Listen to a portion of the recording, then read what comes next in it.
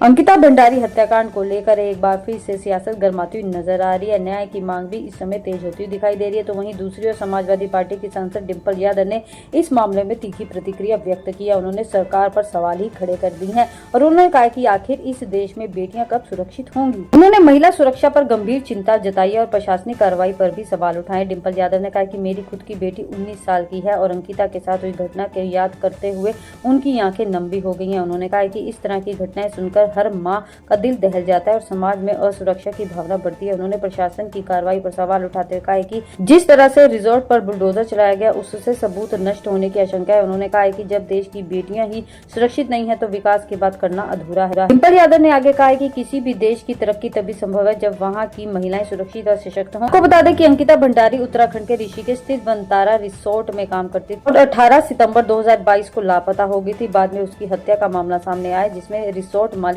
पुलकित आर्य सहित 3 आरोपियों को मई 2025 में उम्र कैद की सजा सुनाई गई। जांच में सामने आया कि अंकिता पर एक वीआईपी को अनैतिक सेवा देने का दबाव बनाया जा रहा था और मना करने पर उसकी हत्या कर शव को चीला नहर में फेंक दिया गया। वहीं मुख्यमंत्री पुष्कर सिंह धामी ने कहा कि अंकिता को न्याय दिलाना सरकार की सर्वोच्च प्राथमिकता है और दोषियों को कड़ी सजा दिलाने के लिए हर संभव कदम उठाए जाएंगे।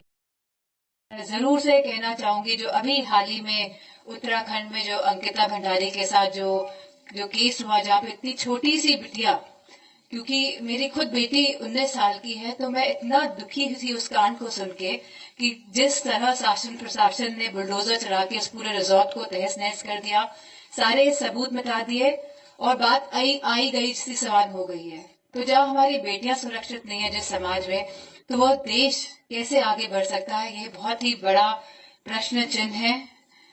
और क्योंकि यहाँ पे बहुत सारी हमारी सम्मानित महिलाएं बैठी हुई हैं, तो मैं आप सबसे कहना चाहूंगी कि आपने अपनी कहानी खुद लिखी है। आप किसी भी समाज के बेड़ियों के तहत नहीं चले हैं, क्योंकि अक्सर भूमिका बांधी जाती है और स्पेशली खास तौर पे महिलाओं के साथ कि ऐसा करना चाहिए, आप